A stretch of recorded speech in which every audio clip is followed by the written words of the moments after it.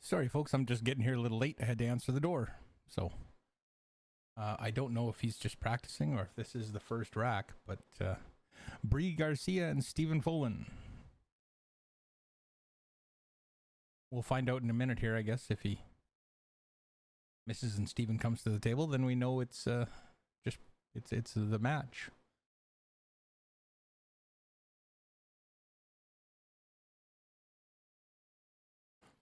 Thanks for your patience. Had to take a break. You can only go for so many hours in a row before you need to stand up and stretch, go do something else, and come back. I know we're going to be here all day today and all day tomorrow. So I just don't want to be as exhausted as I have been by the end of it. So hopefully we can keep working like this. I'll take another break probably around 6:30, between 6 and 7-ish sort of thing, for one match, and then finish the evening. Yeah, so this is just practice. But Stephen Folan and Bree Garcia will be starting soon.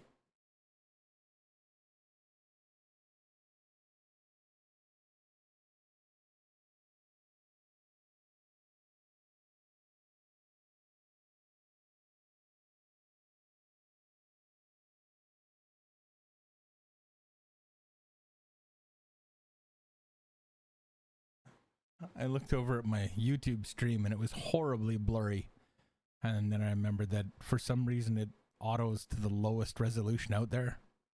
I don't even know why they put 144p on there. So, for those of you just joining us, we've been running this all day. It's the Vancouver 2023 Summer Tournament of Titans. This is put on by Cody Graham and the Metro Coffee Bar and Billiards, Jose Lazaro. There are no green fees, no admin fees. 100% of the money is paid back out to the players. So players and folks that have come down to watch, please buy a sandwich, buy a drink, something. Help support the Metro. They support a lot of pool in the Lower Mainland, so whatever we can do to give back to them would be great.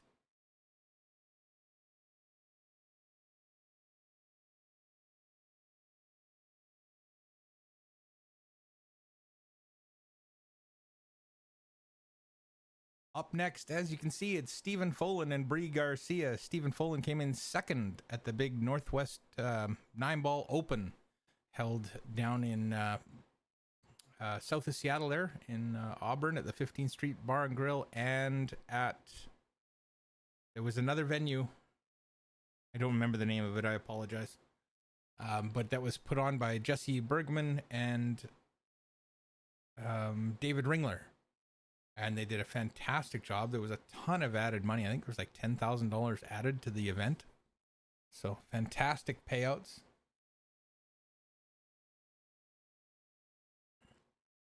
I didn't get to watch a lot of that one just simply because I was busy watching the World Cup of Pool and the Spanish Open. I can't remember which one was going on at the time. I think it was the World Cup of Pool.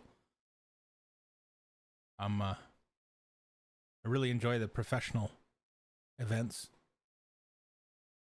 Matchroom's doing a fantastic job with those.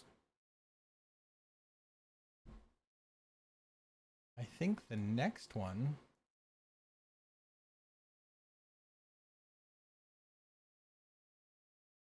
the next Matchroom event is actually the Midwest Billiards and Q Expo, the Big Dog 9-ball in Des Moines, Iowa. $29,900 in prize money. And then right after that is the Jacoby 9-ball Open, a $15,000 prize money event. And then like right after that, the next day starts the Sharks International Open in Quezon City, Philippines, $100,000 in prize money.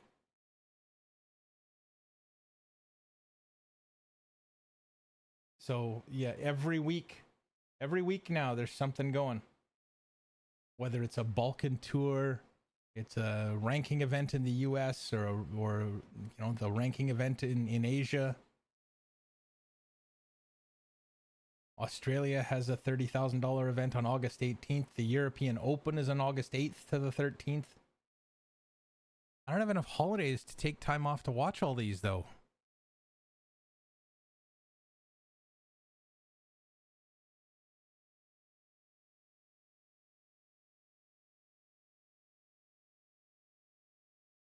Supposed to have the Chinese Taipei Open in September, the Singapore Open in September. They've got the Racks Pool Room Open with 43,600 so far in prize money on that one, September 14th. Reminder, the US Open is at the end of September.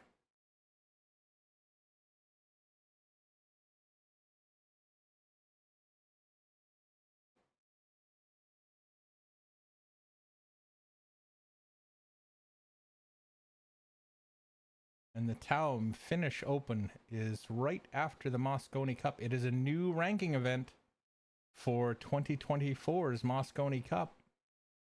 60,000 in prize money. Tons of events, and that's just the Matchroom events. Never mind any Predator events or, the WPBA. So I don't know what's going on here. It looks like one of the players might be late, and if that's so...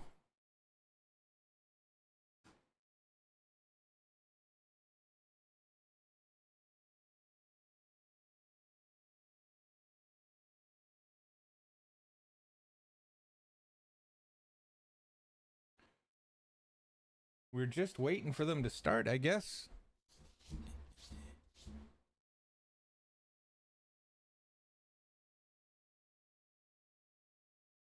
In the meantime, I gotta set the socials up again.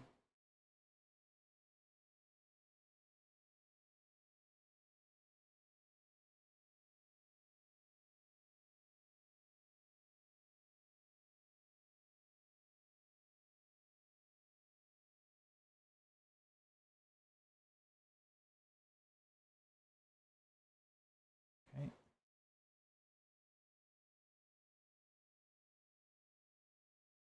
All right, that looks to be working.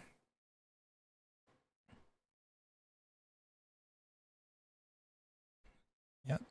Just a reminder, Kickin' Billiards does have a website, sort of. It's kickinbilliards.com. It's up and running. It just has a few articles that I wrote on the World Cup of Pool. I didn't get to finish the finals. My apologies. I've got the article almost written. I just haven't had time to work on it. I do this in my spare time, which I don't seem to have a heck of a lot of. But we will try and follow along with, what did I say the next one was? The Midwest Billiards Q and Expo. Oh, that reminds me. I've got to renew my Pool Action TV subscription. For those of you that are pool fans, and most of you that are here will be a pool fan, let's do what we can to support our industry, right? I know I'm guilty of it, and I realized last year that I'm wishing that pool would take off and it would be more interesting and have more stuff going on.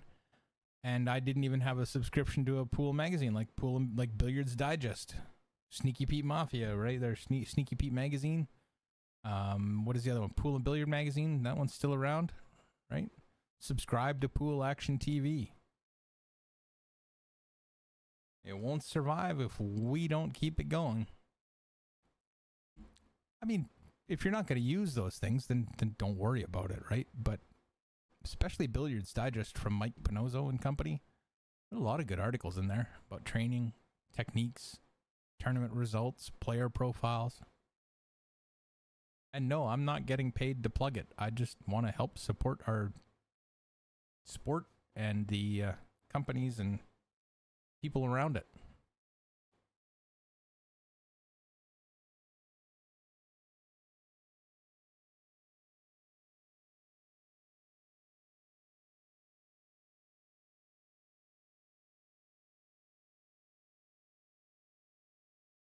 I'm not sure when this was supposed to start. I did message Cody and ask him, and he's probably a little busy right now, and he hasn't been able to get back to me on that. But should start soon.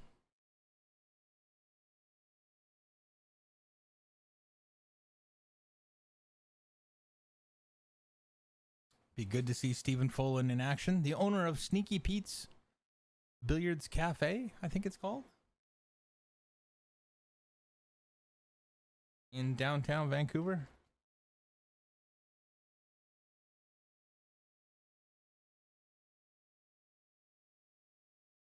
Sneaky Pete's Pool. Sneaky Pete's Pool Cafe.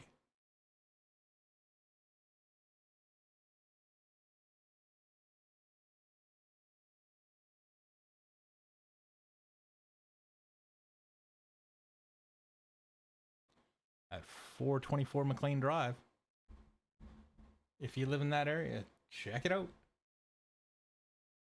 Support all our pool halls.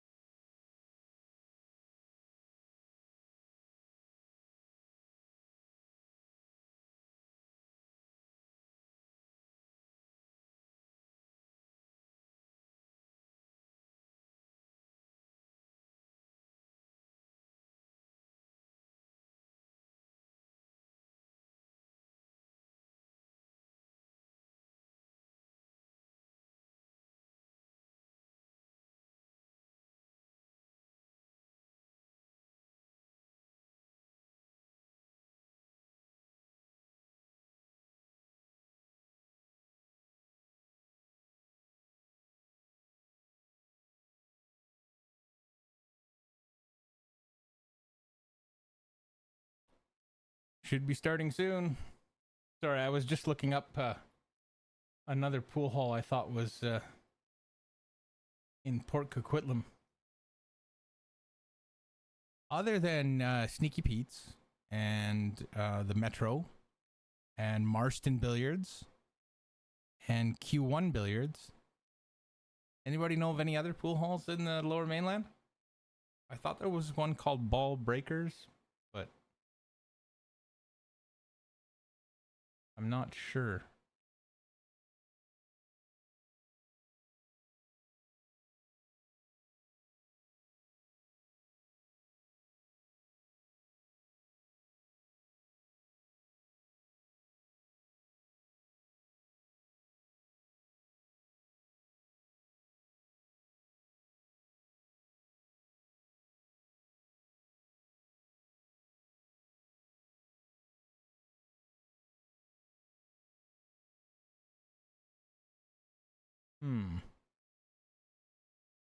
Well, this seems a little odd.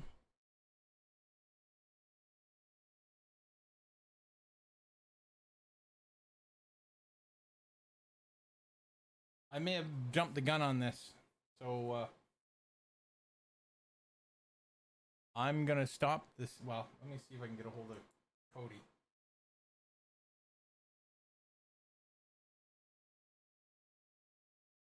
Oh, he's just read my message now, so maybe he'll let me know when it's gonna start. In the meantime, we can bring up the bracket. That'll work.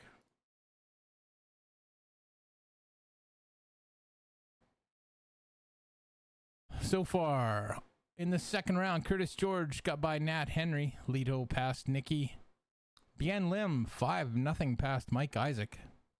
Wow. Sonny Rattan defeats Mason Mackey 5-3. Tyler Chan and Rahul Dhanendran going at it right now, along with Tony Jacobs and Scott Davis. Deepak Hemnani has defeated Martin Weatherby. And other matches are on the go. Should be Chris Makela and Don Davidson on the go as well, as Iris and Utkarsh and Dave and Joe.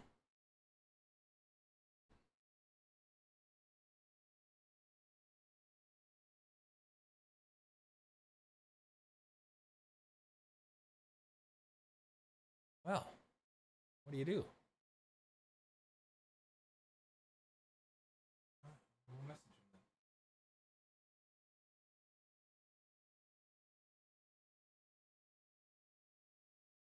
I may have jumped the gun, folks. Oh, nope, there he is. There's Stephen Folan. He's just going to hit a few balls and then we'll get started. All right. Well, at least we're on the go.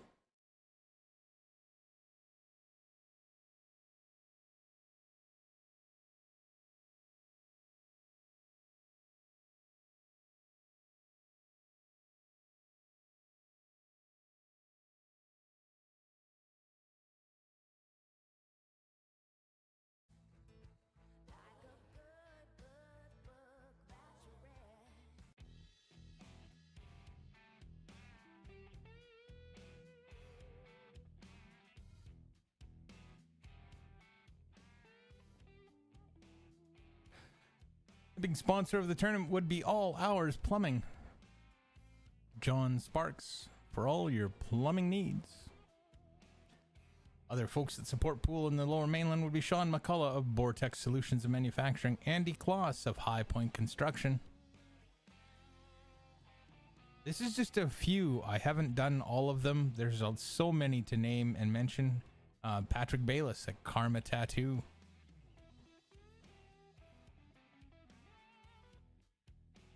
Pete Archambault of West Coast Barrels, I think it is. Simon Pickering of West Coast Billiards. Larry Anderson of Sutton Realty. Amy, I want to say Wilson, but that's not right anymore. Ugh. Brain falling out of my head.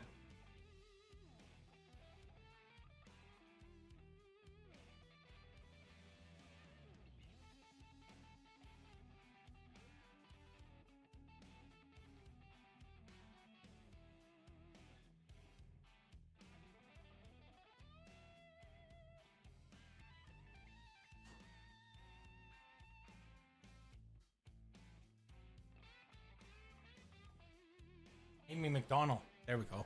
Wow. Oh, man. I got to get out more.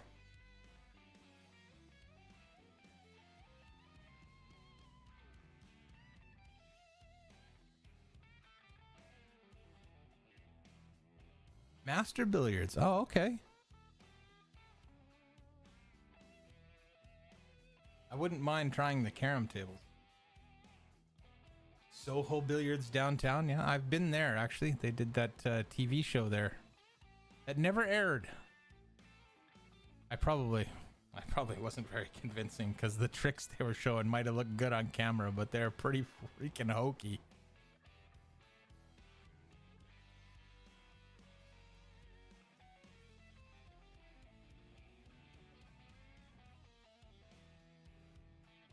Magic tricks work best if you don't know what's going on.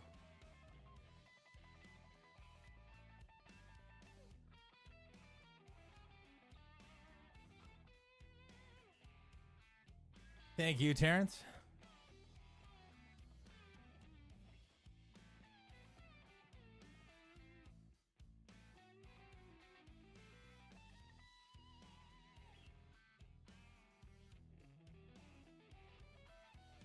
Looks like there's going to be a Handicapped Scotch doubles tournament in the V Lounge. I don't know where that is. Contact Deepak Hemnani.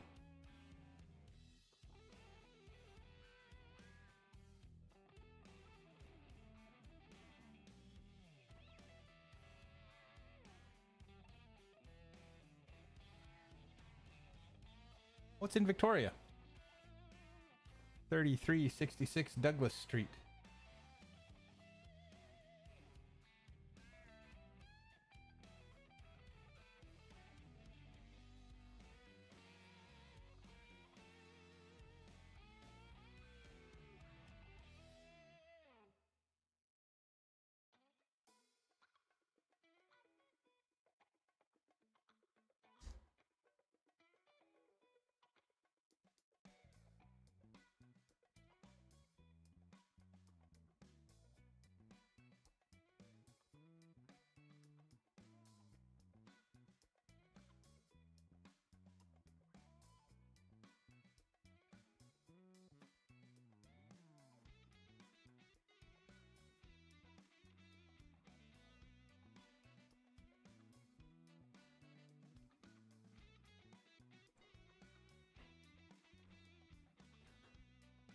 Steven doing what Steven does, running out. I'll probably start after this rack, I'm imagining. It's probably a 3 o'clock start, and they just, I didn't know. But I wanted to start. Made sure I didn't miss it, and as soon as I saw Bree practicing, I thought we were underway. So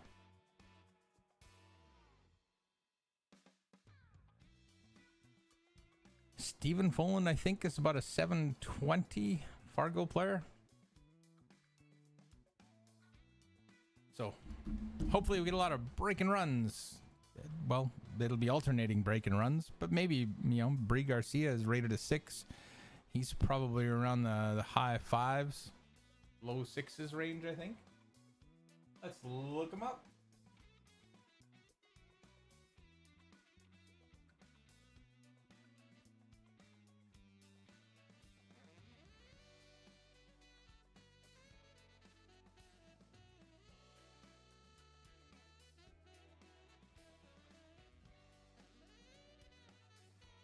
$617 for Bree Garcia. And $731 for Mr. Folan. $731.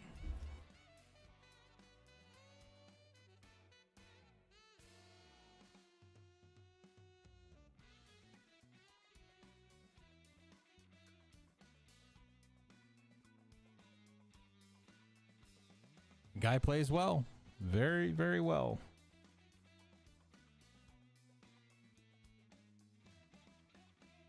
Oh, do you see that check on that second rail? So it picks up so much spin off this first rail, it just checks and almost goes back straight across the table. Watch that, watch that. It's going to come in at this angle, and then it comes off at that angle. That's a crazy amount of spin picking up off that first rail. Looks like Steven's warmed up. Or not. I started too early, folks. I'm sorry.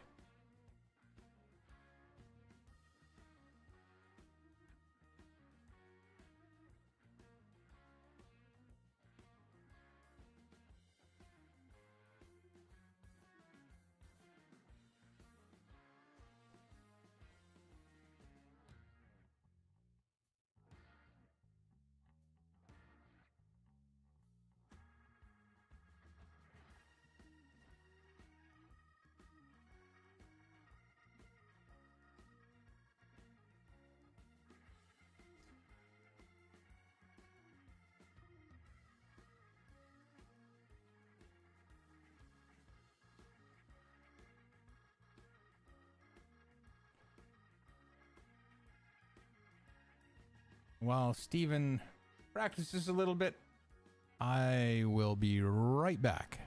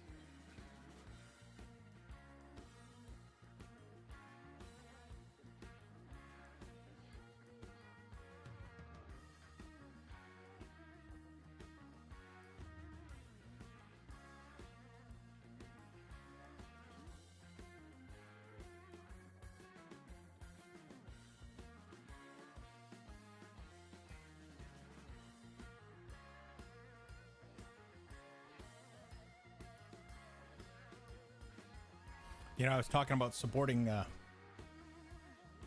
pool industry products like Billiards Digest. The last issue had an article about winning combos with Josh and Pia Filler, Margaret and Tyler Steyer, and then Feder Gorst and Christina Tkach. I haven't had a chance to read it yet, but looking forward to it.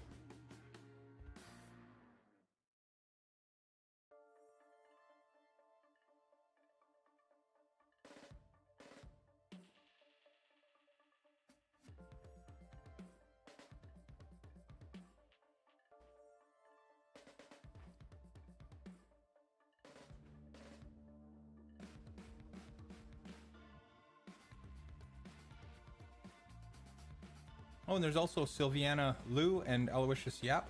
Aloysius Yap.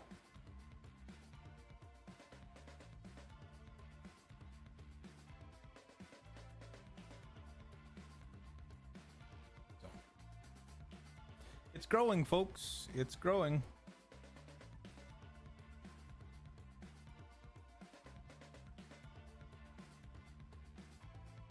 Pretty excited about the Asian Open announcement. That's going to be a fantastic tournament. Probably one of the probably the strongest tournament of the year.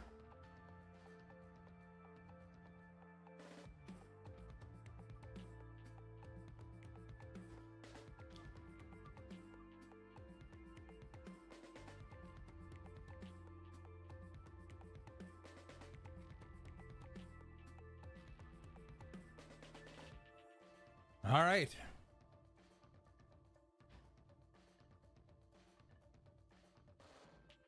I don't even know who that was practicing on the table then. I don't know, Bree. This is obviously Bree. Oh, cue ball. Gone for a ride.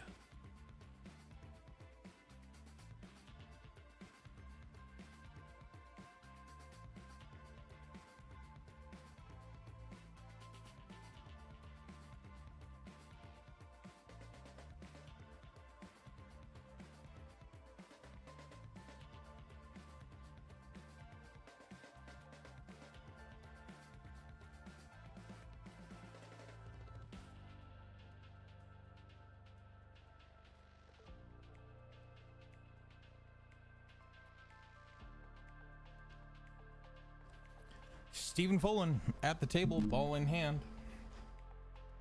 You can bet he'll be off and running here.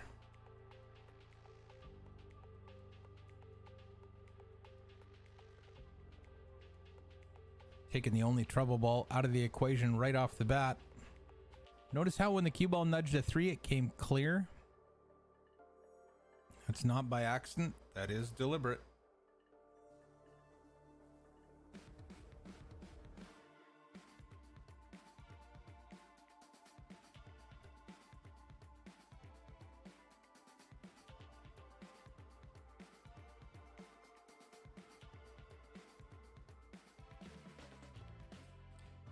Steven's not going to take a lot of time either. 7-foot table. I think he used to play a little bit of snooker. Look at that control on the cue ball for the 12.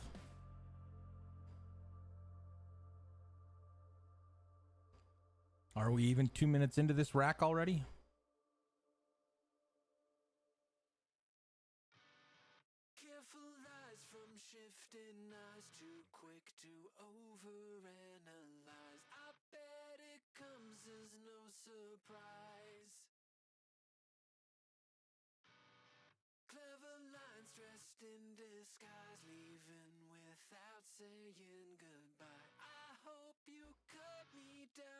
Rack number 1.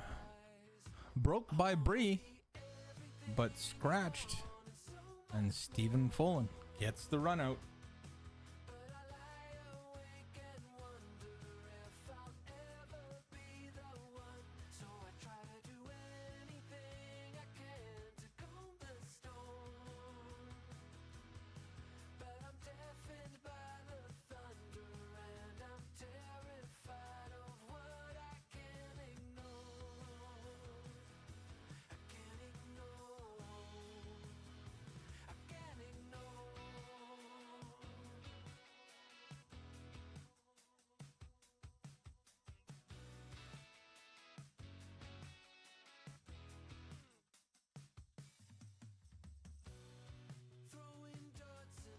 Trying to find something here.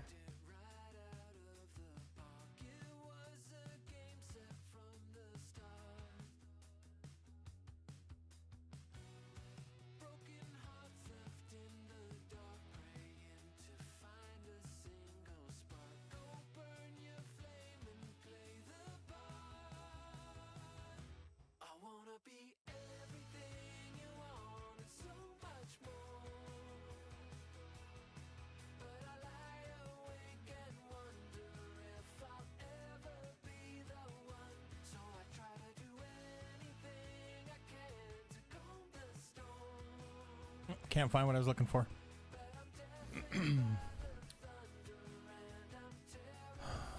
Steven with the ball down.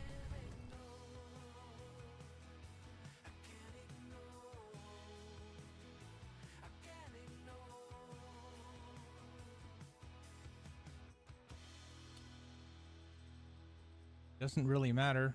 It's open off the break as long as one goes down. He's actually got one of each. He's just looking around trying to see, like, the 6 ball's a problem if he takes low ball.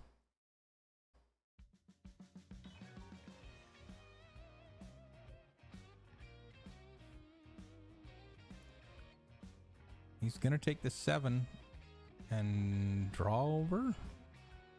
Oh, took the combination on the 15. And unfortunately, he blocked the 10 ball with the 6. So he'll go back up the other side of the table, work that 13, 11, 9 a little bit, try and get back over on the 12. If he's anywhere on that line between the 12 and the 4, he'll have good shape to get over for the 10 in the same pocket.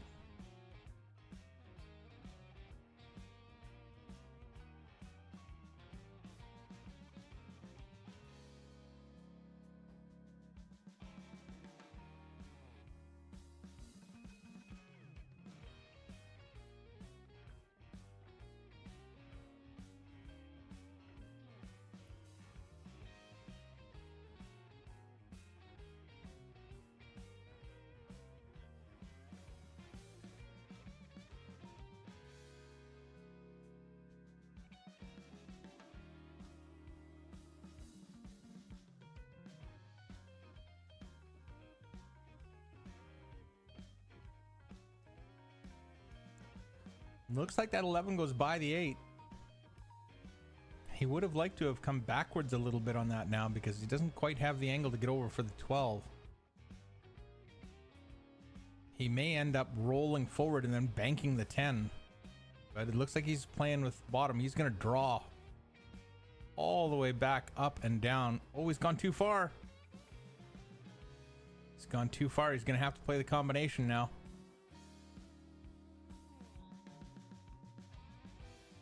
He needs to play this with enough weight to have the 10 ball sit right here.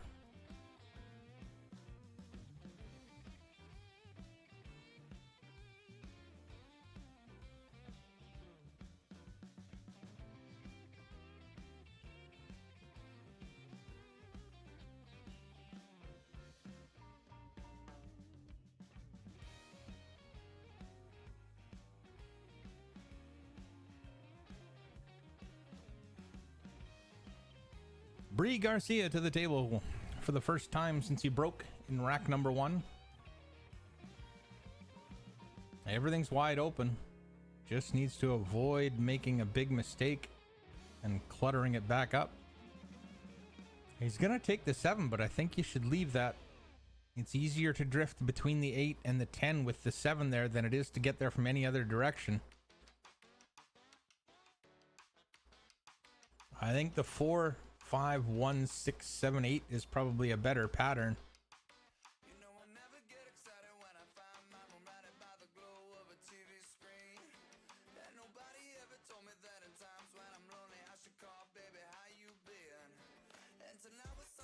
But everybody sees this game differently.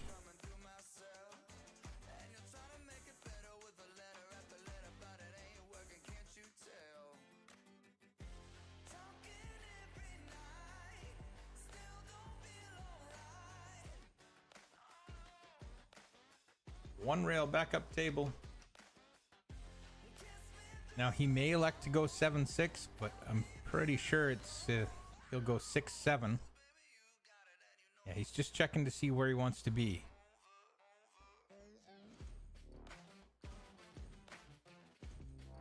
If you drew a line from the 7 to the foot spot, he wants to be slightly on the right side of... Oh, he's going long. Okay, he'll play this with a little bit of top right, try and go into the rail and then check it and spin it back in between the 10 and the 8.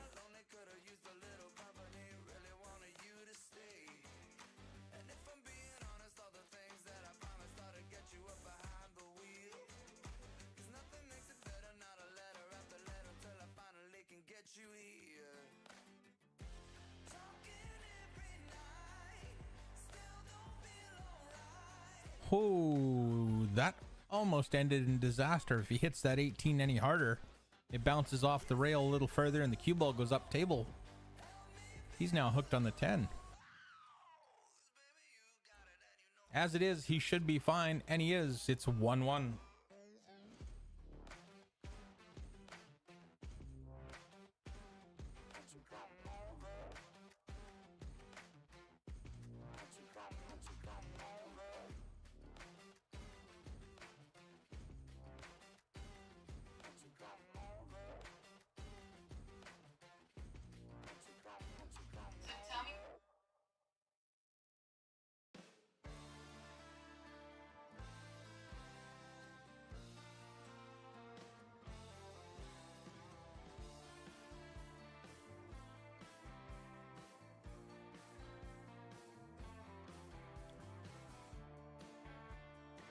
Any of you guys know who, oh, what's her name? Savannah Easton, the Roadrunner is. She's like 14 years old and kicking butt. She's in the top 20 in women in North America right now. Shoots a pretty good game pool. I just got a notification on my phone saying she's playing in the Mob Tour Stop number 5 at Griff's today down in Las Vegas.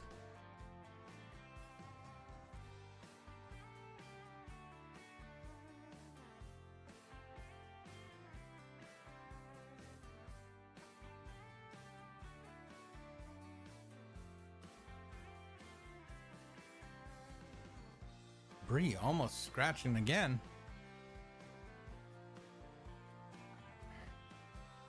But he did leave it on the table, so Stephen Follen has to work with what he's got. Gets the 6 ball to fall. Not sure how, but that just wobbled in.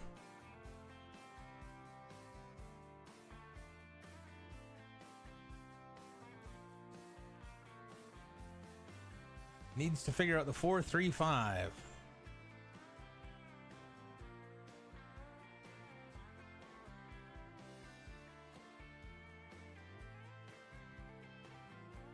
If that 3 goes by the, what is that? That's the 15? Then you're looking all right. But if it doesn't go by the 15, you might have a little bit more figuring out to do. If he's perfectly straight on the 4 right now, he can just draw back about another foot from where he is. That looks like what he might be up to. Lands perfect on the 3. You can just roll this in super gentle and he'll have angle to head up table. If he gets straight on the 5, that would be putting him fairly close to the 11, and then he could draw back up table. He wants to avoid that 11-10 because that could cause him some serious problems. He may go up this side of the table off the 5.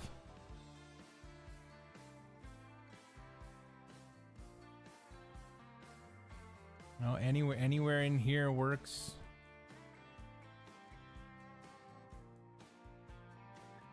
Watch this side pocket. A little farther than he wanted, but he can still work with that and get the 2. From the 2, he can get anywhere he wants. Maybe play the 7 in the side, I think he's looking at it, or he might just play it out this way.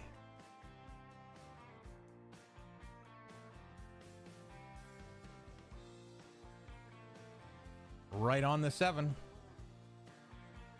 Might be a little bit too close. He might be a little too close, a little too straight. So he may draw into this and just nudge the one towards that pocket. Nope. He had angle the other way. He could cheat the pocket. So all good.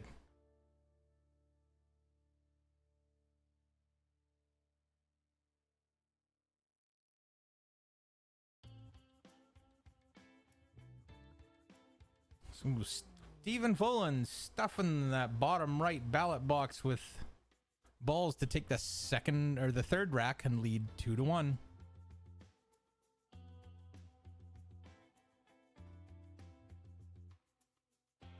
Couple of other results. Mr. Doug Lowe has defeated Cass Hornberger 6-3.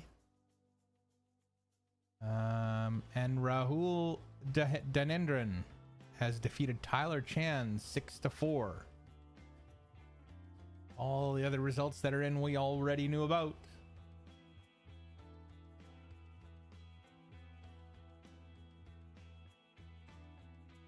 Wish they had match times on the challenge bracket, but they don't, so.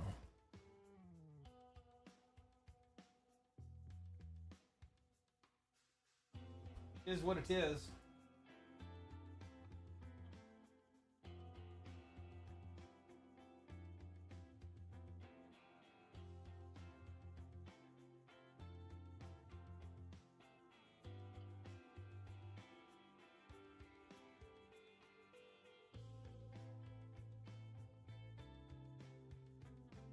If you can like and share the stream, folks, I'd really appreciate it.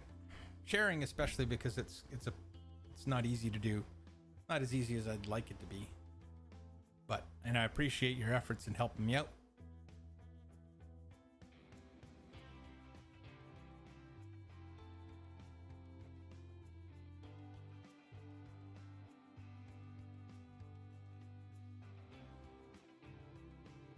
Bree to the table.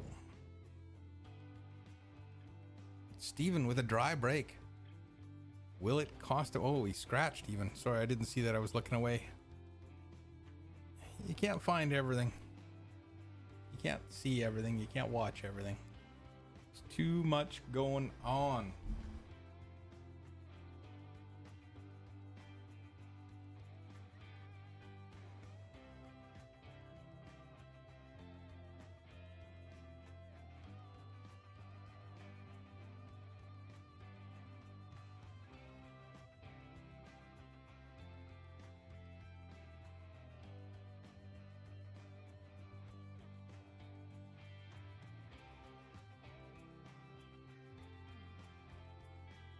I don't mind the high ball here. I want to draw into that 8 and give it a good pop. Oh no, he's just pushed the 7 off of it. He's got the 10. This all goes. There's a little bit of trickiness in there, but he can work through it. Run the 10 up, cut the 12 on the side. I think the 9 ball goes on the side as well.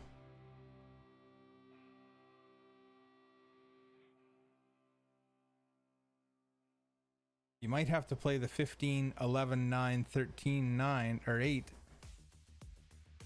Sorry, 9 ball on the brain.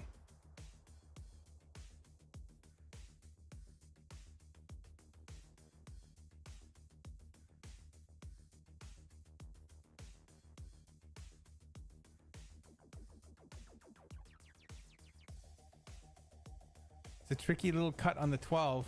It's got to wait for the player on the other table there.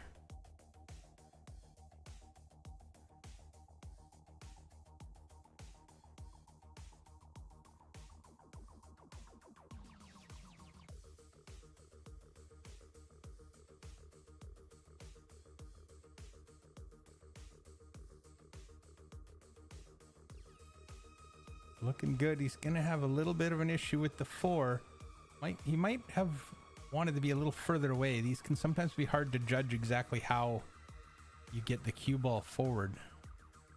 This can easily get away from you. Well, that might still work.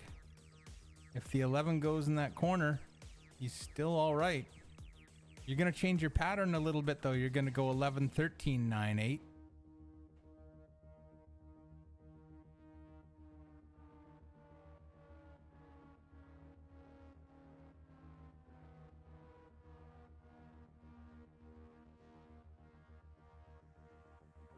Oh, you elected to take, I guess the 11 didn't go. So Mr. Fullen back to the table. Doesn't have anything easy to start. If he has the 5 ball, that's... But he's getting down and taking a look at it right now. It must be tighter than you'd expect. That 4 ball, if it's in the road, it's in the road by just a hair. He may be able to just slow twist it. Kind of like a drag draw shot with bottom left so that it kind of massays a little bit once you get past the 4. On a normal drag draw shot, it would just stop spinning backwards just before it hit that object ball and pick up a tiny bit of forward momentum so it doesn't roll like crazy afterward. Clips the 3. Is he gonna have a shot after it though? No sir. Here's a safety coming. Cue ball into the rail. Cue ball up to the backside of the 3. Taking a close look at it. It's all about table management. You might not be able to run it out, but you can stop them from having an easy one and selling out.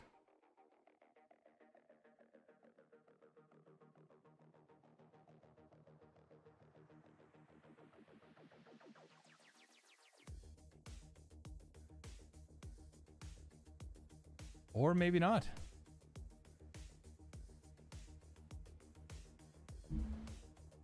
We'll replay that here in a minute. Great shot.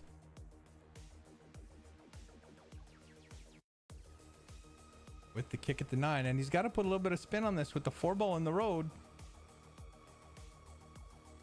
You see he's aiming on the right side of that ball. Clips it in like nothing. Oops, wrong button. Oh wow, he's not slow.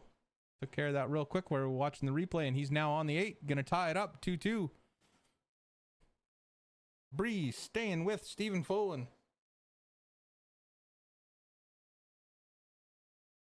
There it is. Rack number 5 coming up next. We're all square at 2.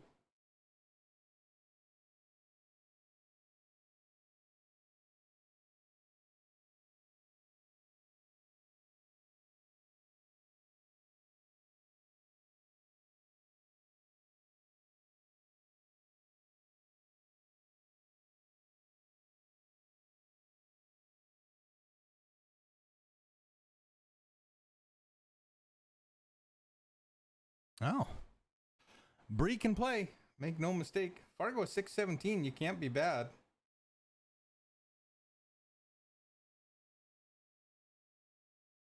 Hey, you're not going to put like 8 packs together all the time, but you can certainly shoot better than I do.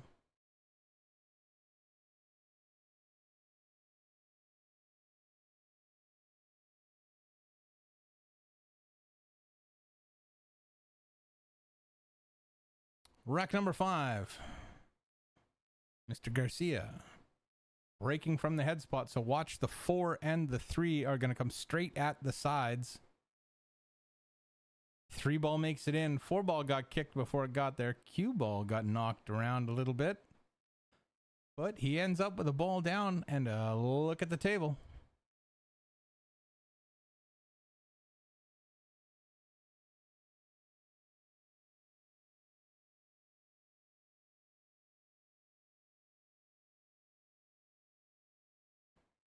Low ball's got some problems, but nothing that can't be solved. I think the 6 goes to the top right corner. The 1 goes to the top middle pocket. High ball has a pocket for every ball. Just remains to be seen as to where he's going to try and put them.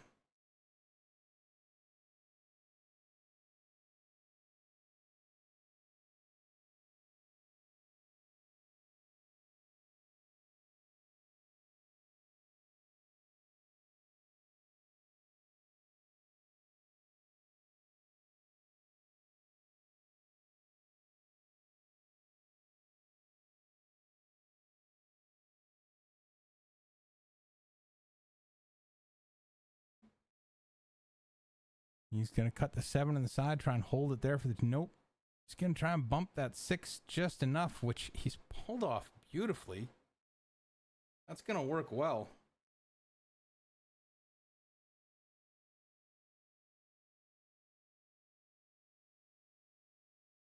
It just depends on how straight he is on the 5. He may elect to take that 6 right after the 5 if he's got no angle to move for the 2.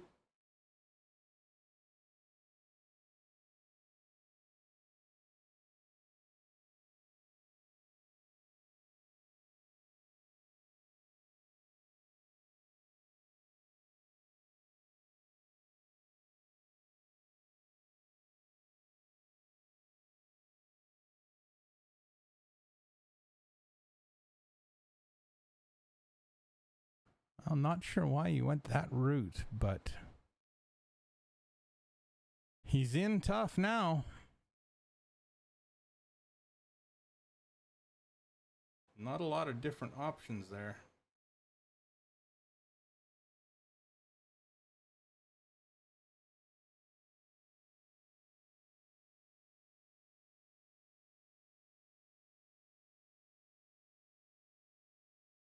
Legal hit on the 2, ties up the 15, a little bit, not much. Stevens still got a starting ball.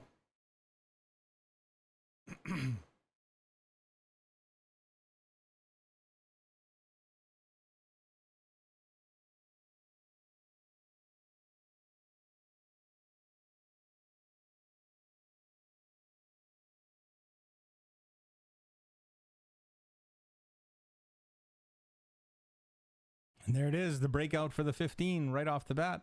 Doesn't really need to break it out, though. He can if he chooses to.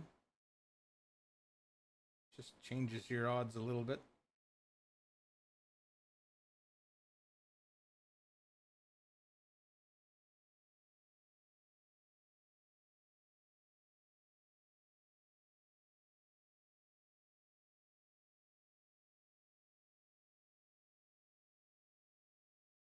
Gonna draw into the 8. Break the 8 out. Has he got the 14? I think he's got the 14. He can work with this. He can work with this.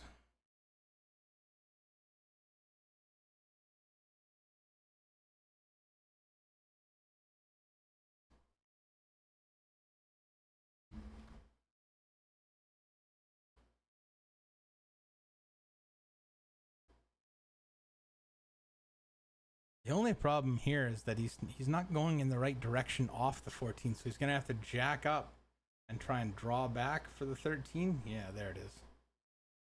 Now he can kind of stun over for the 10. Could theoretically take the 15 now if he wanted to.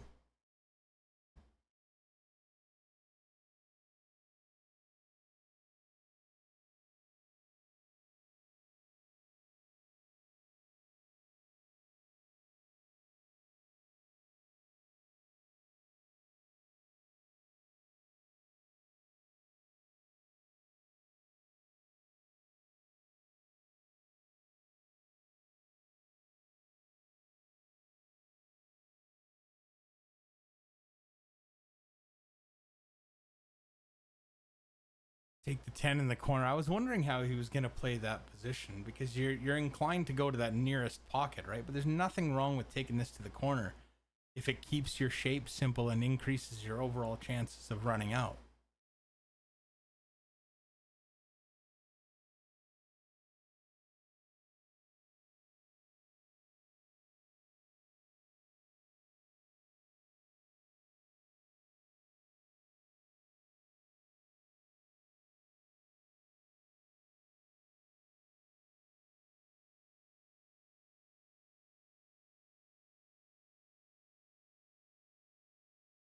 Just past the 8 for shape on the 15. He's a little bit over top the 1, though.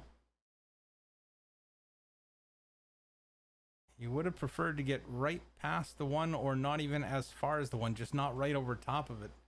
Because now he's got to jack up, try and draw this cue ball back a little bit, take the 8 in the side. Oh, he had angle the other way. Well, he didn't really have angle the other way. He tried to cheat it and float the cue ball over or stop it right there. Bree actually not in a great position here. He's got to bridge right up over the 6 ball to take the 1. The 2 ball, I don't believe you can cut that back. So he'll probably just play safe here and shoot the 1 to the rail. Make sure Steven can't see that 15 ball.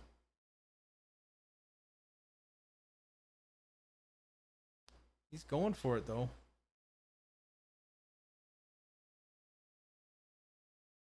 And that's going to work out pretty. Wow, nice shot. Jacked up over it, cutting it in.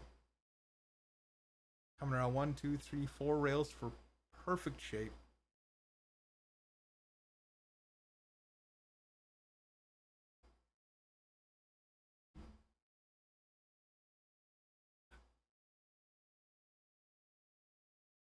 Oh, he hit that hard. You saw by his body language there, he did not mean to hit that one that hard.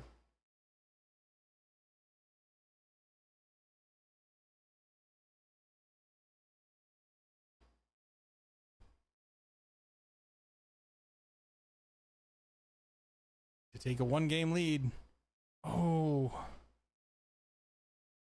Oh, and that couldn't have worked out worse.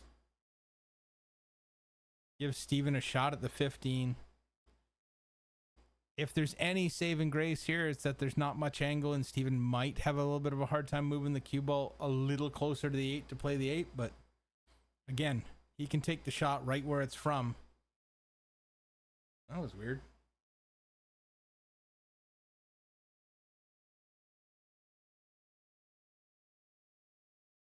Bandwidth issue in the venue. That is always a concern. Must be a lot of people on the Wi-Fi.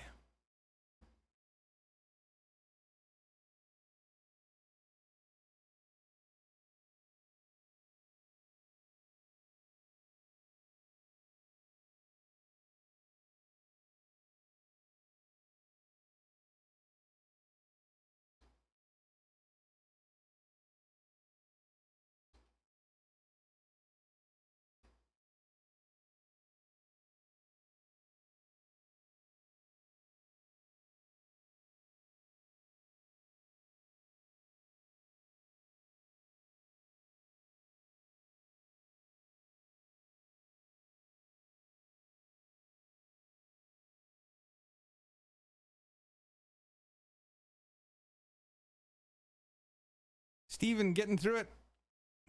He's got to go to 8. Bree's got to go to 6, so he can't keep trading with them. At some point, he's got to put a couple racks together to get some distance.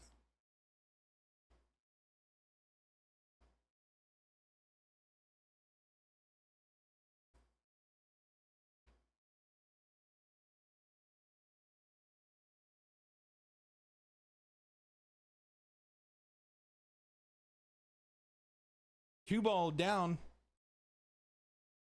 If he can see a low ball, Bree might have a hard time getting a chance at this table, but he might have the 4. If Steven has the 4, I think this rack is done.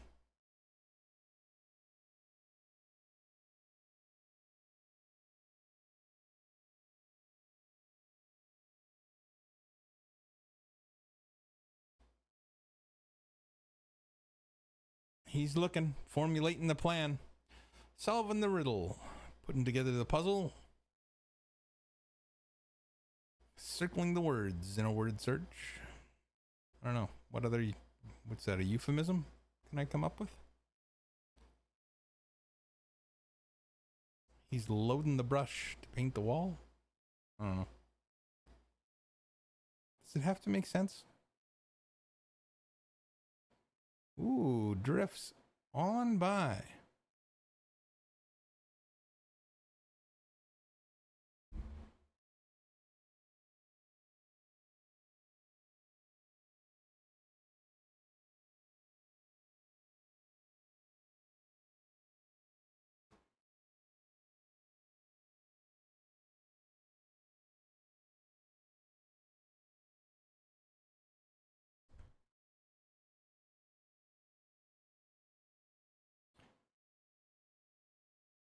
our supporter camera roll down to the bottom. You see Mr. Larry Anderson of Sutton Realty. Huge supporter of pool in the Lower Mainland for many, many, many years. Amy McConnell of Moi Photography. Runs the Queen's Tournament. When is the Queen's Tournament, Amy, if you're watching? Mr. Mike Silvius of Timey Roofing. Another big supporter of pool in the area. Between running tournaments, playing in tournaments, sponsoring tournaments. And then, of course, Simon Pickering and West Coast Billiards. Some fantastic tables. Absolutely gorgeous. And then the sponsor of this event, Johnny Sparks and All Hours Plumbing. 604-767-4524 for all your plumbing needs.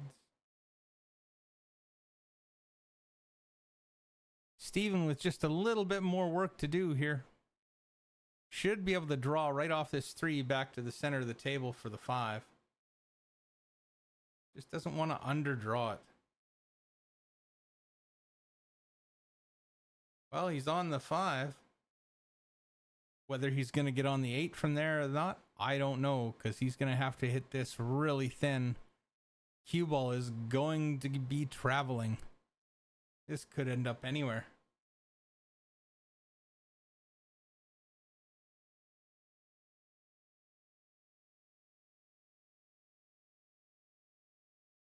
Thin cut into the side.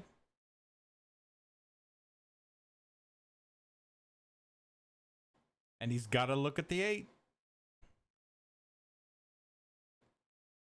He wants to pick the template up. But he's got to move that 14.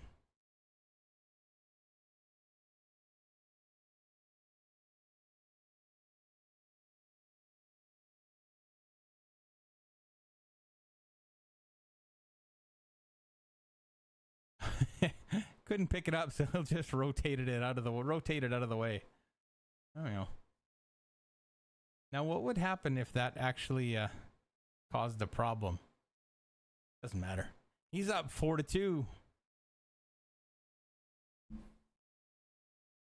Bree's not worried. He can still trade with them until the end. If he gets the next one, he's still basically one ahead.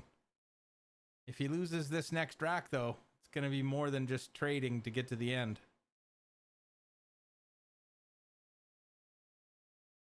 Tony Jacobs defeats Scott Davis, and he'll go into round 3 of the A side.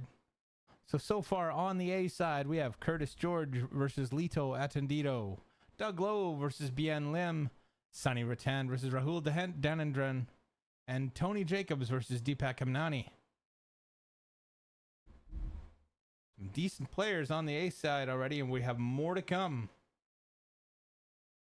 Anybody have an update on the score between Chris Makala and Don Davidson, please? That'd be great if you could let me know what's going on there. I'd really appreciate it. Thank you very much. Thank you. Thank you.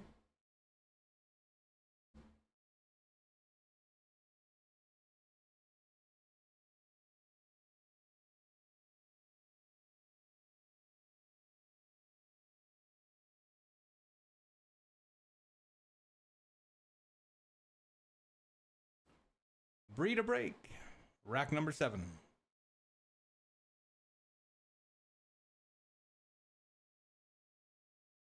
Oh man, he's just not getting any luck on that break. I think that's 2 out of 3.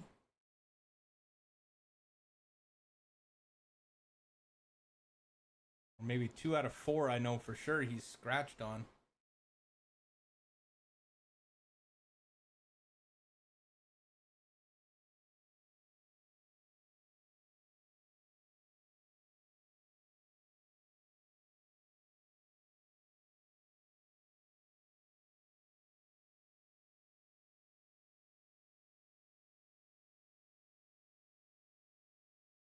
Steven with ball in hand and a little bit of a puzzle to figure out.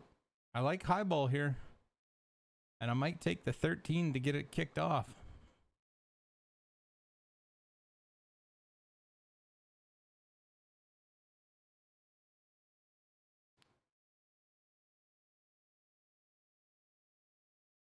Might also take the 14 into the top middle roll forward to then take the 13. You can leave the 10 ball for last for shape on the 8.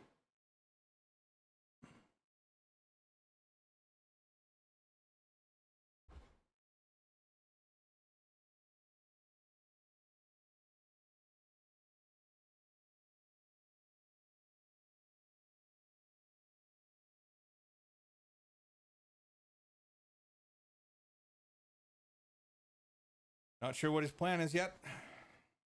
Wouldn't be too surprised if he grabbed that 14, though. Oh, he's going to go with the 12. Rolling up to get on the 13.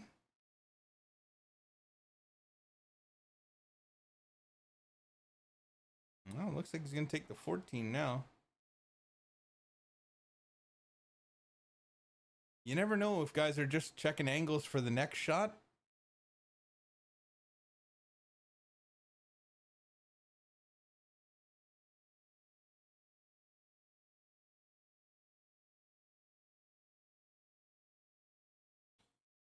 Is he just going to roll forward gently? Now he'll work the 15 and the 11.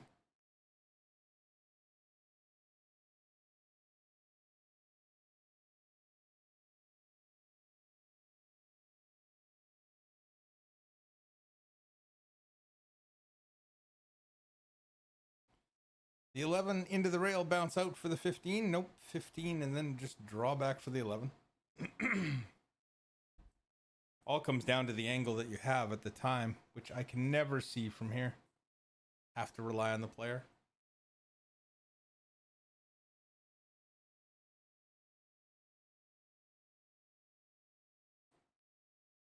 Cutting the 13 in.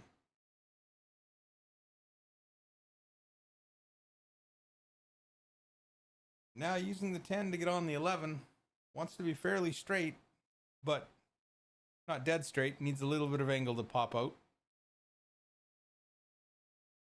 Should be fine with this.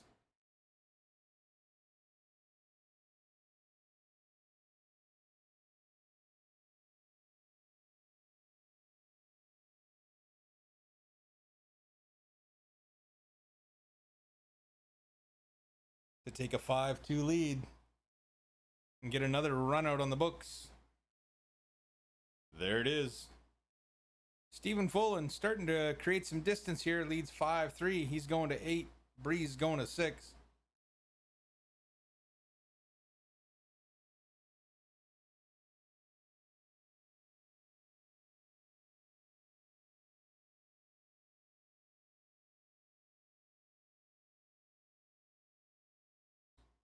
Don't forget to check out Crystal Palace Cubes.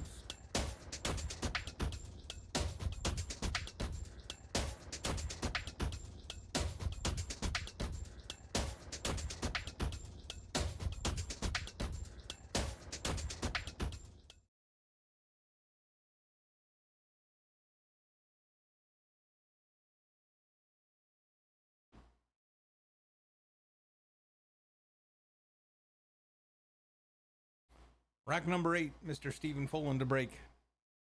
Watch the 10 and the 4. Headed towards the side pockets. Oh, 10 ball gets kicked. 4 ball goes a hair long, but the 15 drops.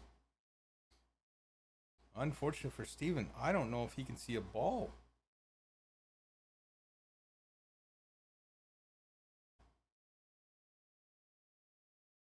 That'd be a tough one to swallow. Good break like that. And you just don't have a single good angle when you're done with it.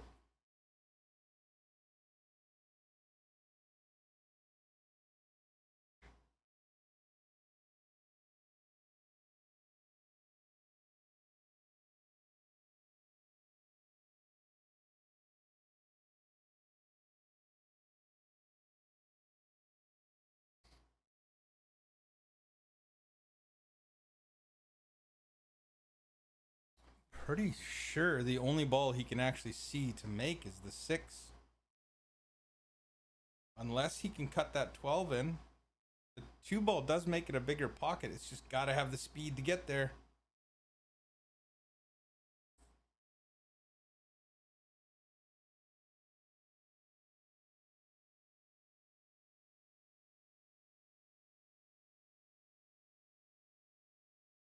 Steven taking his time.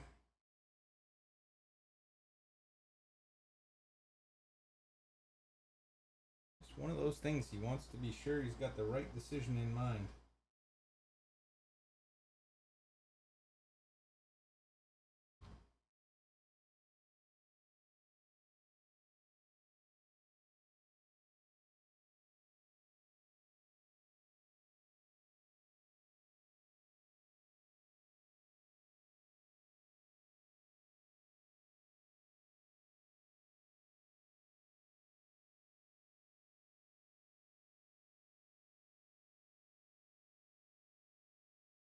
Yep, you're right, Sam.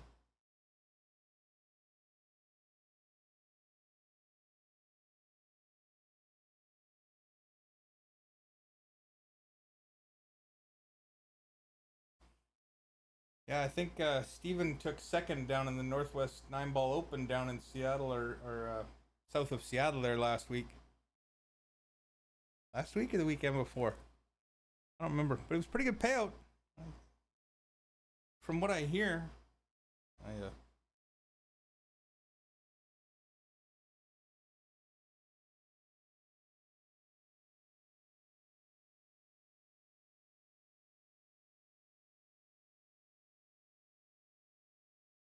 but now he's off and running. Maybe doesn't have quite as much of the 13 as he thought. Can't take it on. So that'll bring the 10 ball into play. It's not a bad idea.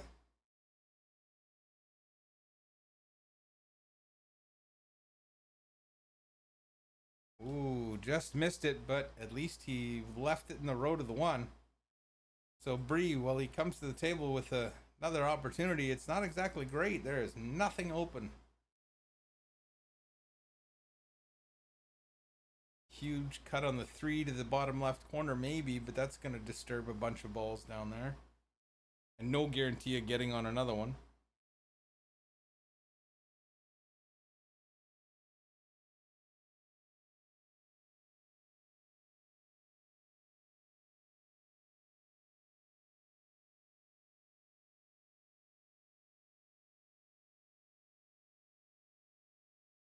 Bree did go for the 3. Messed up that bottom corner. Steven with another shallow cut on the 3. Or on the 9, sorry. Just looked at the 3. Oops.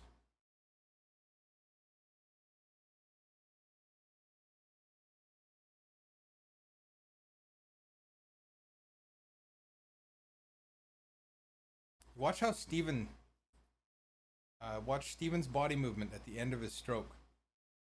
He has this little pause where he doesn't move until the stroke is completed.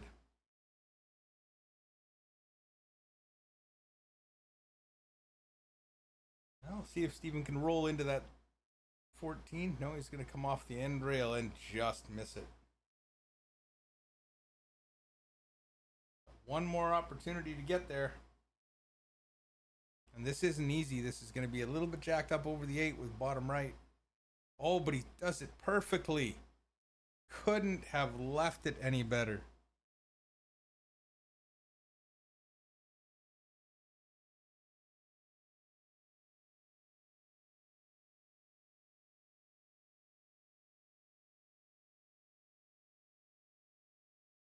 And the reason Mr. Fullen is leading 6-2 is because of shots like this.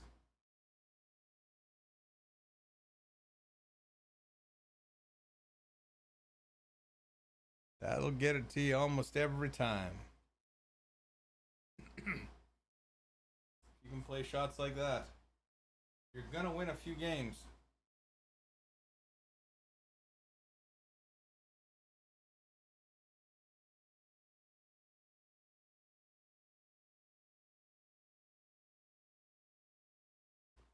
Rack number 9, Bree Garcia to break.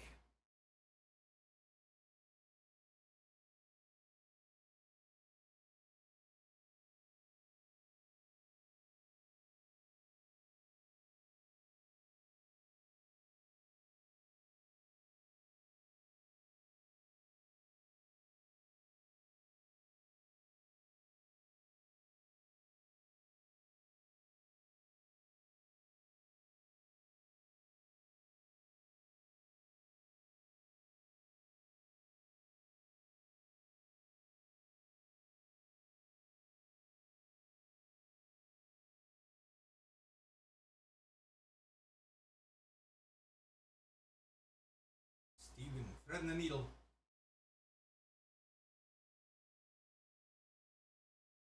Got to figure something out for the 14-15. You're going to have to play a combination, but it is what it is.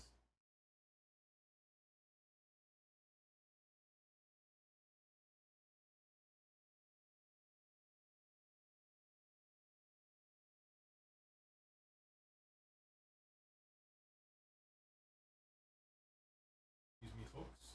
I got to make a phone call.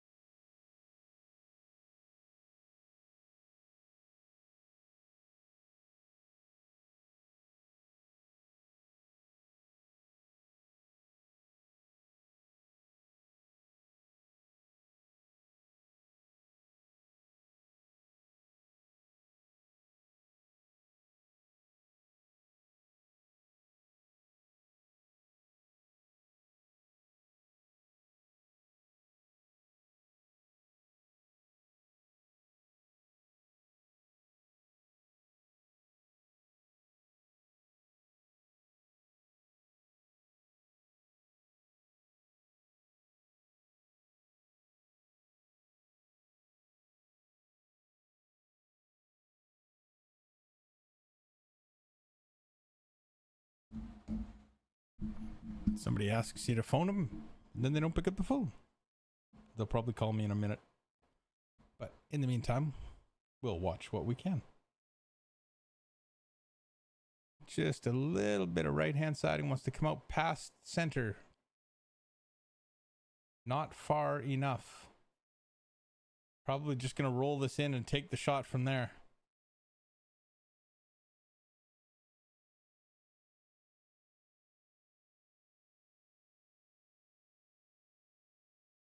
The odds of getting through that 1-3 and coming back for the 8 are pretty slim. He's just going to roll this in super gentle. Nope. Use the 3 as a blocker. That's fine. I didn't expect that. I probably would have kissed off the 3 and got him behind it. That's probably why I didn't think of it.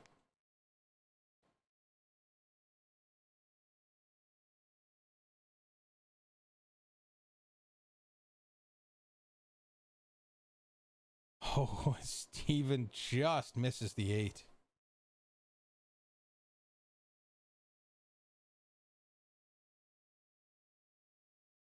Like I said, 7-footers, it's the congestion that makes them tricky, not the shots, not the length of the shot. Sometimes you're forced to take those odd angle shots because your margins for playing shape are so small.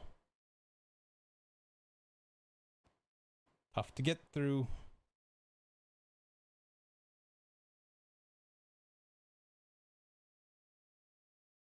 Yeah, he had the angle and hit that one into the rail.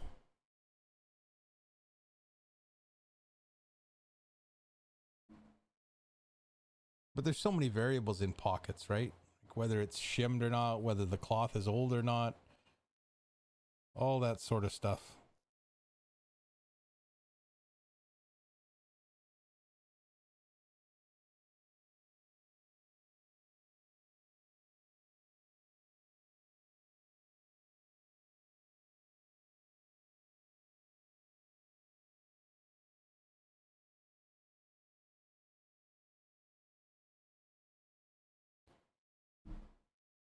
Bree, just trying to figure out this highest percentage way of running these 4 out.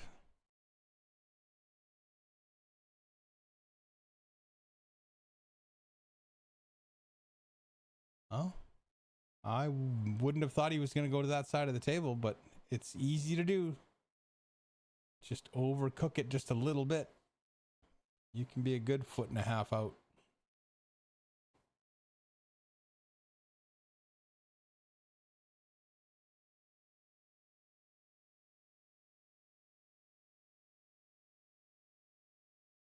Nice little finish for Bree to get halfway to his goal. 6-3 he trails now.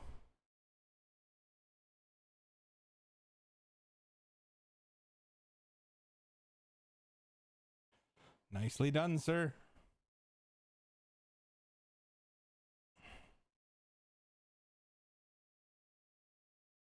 Steven will break in rack number 10.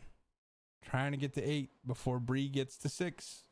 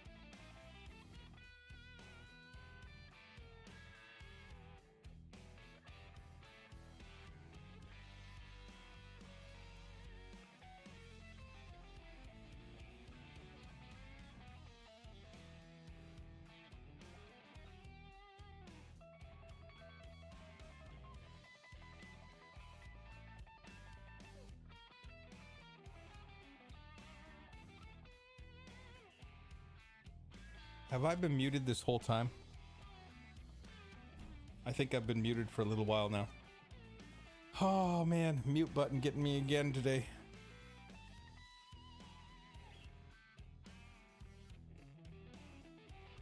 I gotta put a big red dot on the screen when it's, that only I can see when it's muted.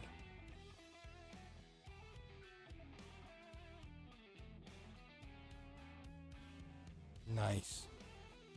Oh, it's a good thing I don't get paid to do this, right?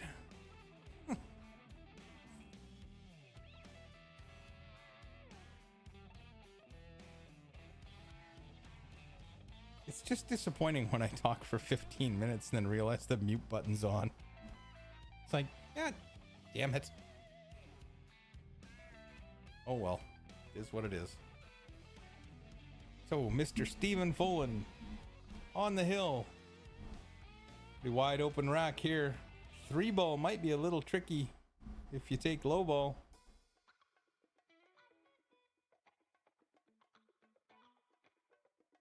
But he can get in there and move it now. Just anything, bumping it out into the center of the table is fine. He'll probably have a look at the 7. Or you could just nudge the 15 out of the way and leave it right over the hole. You know, nothing wrong with that either.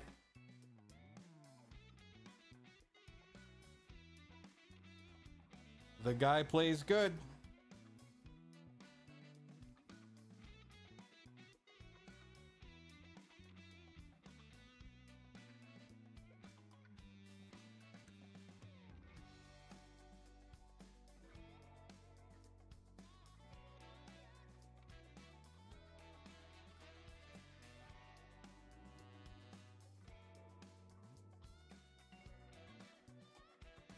Is he checking to see if the 2 went by the 8?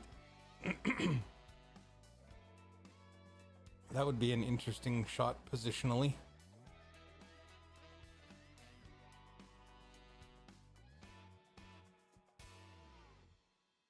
But a well executed one.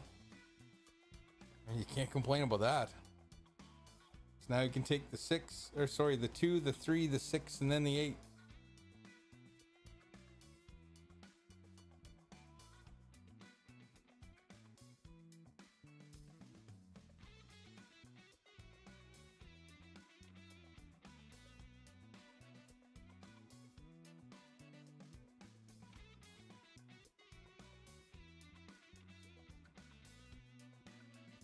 Now, I don't know how he's going to try and get by that 15. Either spin past it. Just like that. Wow. Pretty. Pretty shot.